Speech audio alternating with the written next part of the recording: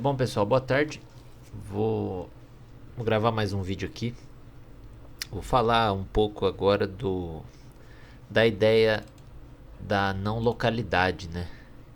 Relacionar ela um pouco com alguns assuntos aqui. Essa mulher aqui ela está explicando, né, a ideia do emaranhamento quântico e da não localidade. Ó. Fenômeno, ele diz que duas partículas podem estar separadas a quilômetros de distância, mas no momento em que a gente fizer uma medida.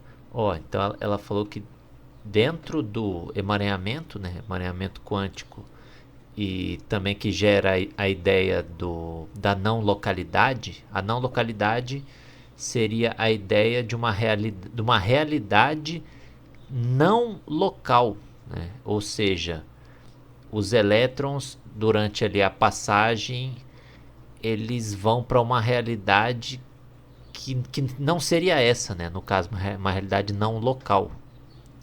De uma grandeza da partícula A, por exemplo, instantaneamente a partícula B, mesmo a quilômetros de distância, anos-luz de distância, essa grandeza que foi medida pela partícula A, instantaneamente também será alterada, também terá o valor alterado na partícula B. Né? Então, o que ela está falando é o seguinte: dentro do emaranhamento quântico, você consegue ter uma partícula completamente separada da outra, né? Na questão local, não importa a distância, mas quando você fizer qualquer tipo de alteração em uma partícula, a outra que está emaranhada também vai sofrer alteração da mesma maneira. Né? É como se eu tivesse, por exemplo, um irmão gêmeo, né? E eu no Brasil e ele no Japão. E sempre que eu, por exemplo, em determinado horário do dia, eu faço uma coisa e ele também, né? É como se fosse assim, duas pessoas completamente distantes, uma distância absurda. Na verdade, a distância nem importa, né? A distância da coisa, mas elas estão relacionadas, né? Imagina o seguinte: eu tenho um irmão gêmeo, né? E vamos supor o seguinte: eu tenho um irmão gêmeo que mora no Japão, né? E eu vou no bar 7 horas da noite todos os dias. Quando eu entro no bar 7 horas da noite, aqui no Brasil, ele sai para trabalhar lá no Japão, né? Que seria 7 horas da manhã, né? Mais ou menos essa é a ideia. E todo dia a mesma coisa, o mesmo horário. Sempre que eu faço alguma coisa, é como se estivesse relacionado com ele, né? Ele estivesse fazendo uma coisa contrária lá do outro lado do mundo. E são duas coisas que parece que não tem relação nenhuma, mas dentro do campo quântico, essas coisas estão emaranhadas. Tá? Então vamos colocar isso em termos mais simples. Por exemplo, eu tenho dois fótons, né? Ou dois elétrons, duas partículas. Eu emaranho essas partículas em laboratório. O que seria isso? Presta atenção no que ela vai falar agora. Ela vai emaranhar a partícula. Mas como que ela vai fazer isso? Esse emaranhamento, ele se dá, por exemplo, no caso de fótons, através de jogar um laser em um tipo de cristal específico. Presta atenção nisso. Eles conseguem emaranhar fótons, né, que seria a partícula de luz, através de um laser em um cristal. Isso é feito em laboratório. Um laser em um cristal. O laser que sai desse cristal sai com os fótons emaranhados. Então existem técnicas, né, muito avançadas que permitem que partículas sejam emaranhadas em laboratório. O laser ele bate no cristal e os reflexos do laser que saem do cristal, eles estão todos emaranhados. No momento que essas partículas são emaranhadas, elas passam a funcionar, digamos assim, como se elas fossem uma única partícula. No jargão da física quântica, a gente fala sobre o colapso da onda, né, de probabilidades. Então, como elas funcionam como uma única partícula, no momento que eu as separo e faço uma medida na partícula A, por exemplo, a partícula B também se altera, porque no momento que eu meço, eu colapso, né? Então ela está falando que dessas partículas que são emaranhadas pelo cristal, qualquer alteração que você fizer em qualquer uma delas, você vai ter algum tipo de efeito nas outras. E isso não importa a distância que elas estejam, tá? Não importa, não faz diferença nenhuma. Tá, mas o que isso tem a ver, né? Olha que interessante isso aqui. O que é essa nossa realidade? Não é exatamente um reflexo de uma luz no cristal? Lembra lá do Pink Floyd? Ó? Uma única luz que entrou num cristal e teve vários reflexos dela. Reflexos dessa luz. E todos esses reflexos estão emaranhados. Se a gente for fazer um paralelo disso aqui, não é muito parecido com o que fala a sabedoria hiperbórea? Que o espírito ele se viu refletido no universo da matéria em vários mundos de ilusão, que estão todos o quê? Emaranhados, interconectados.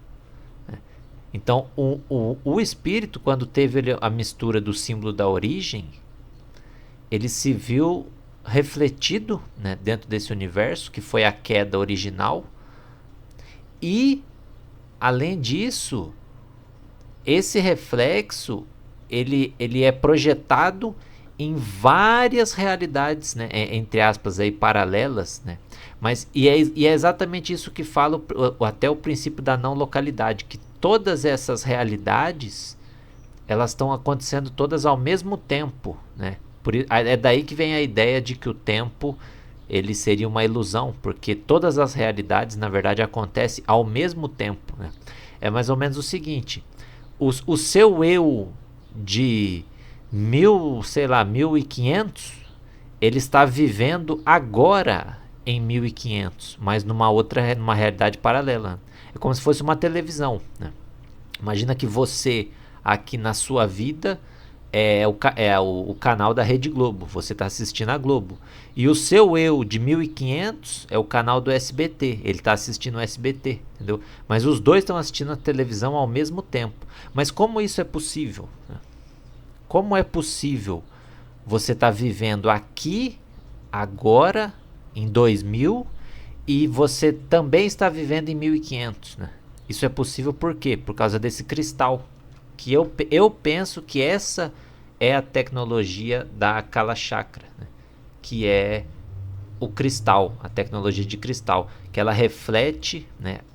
Ela pega esse reflexo do espírito, que o espírito que está na origem, porque dentro do princípio da não localidade, não importa a distância, porque a realidade é não local, né? A realidade está fora do espaço, então não importa a distância. Então o espírito lá na origem, que é exatamente o que fala SH, né? E é o próprio Bashar, né? Eu já mostrei aí, ele é um médium que fala isso também, quer dizer, o espírito está na origem, sonhando que ele está aqui, e esse reflexo, esse sonho dele é capturado em várias faixas de frequência, ó, dentro dessa matriz, dentro desse cristal. E é exatamente assim que é feito uma divisão, né, do fóton. Isso é feito em laboratório. Eles pegam um fóton, né, que é luz, o fóton é a partícula da luz, que inclusive o fóton é uma cruz, né, é a cruz lá do Jesusinho. Ele foi inventado a partir do fóton. E o fóton ele é refletido a partir do cristal em várias faixas de frequência. Tá vendo aqui, ó? Que são os chakras, né? A ideia que a gente tem de chakra. São várias faixas de frequência do universo material, que tem várias faixas de frequência.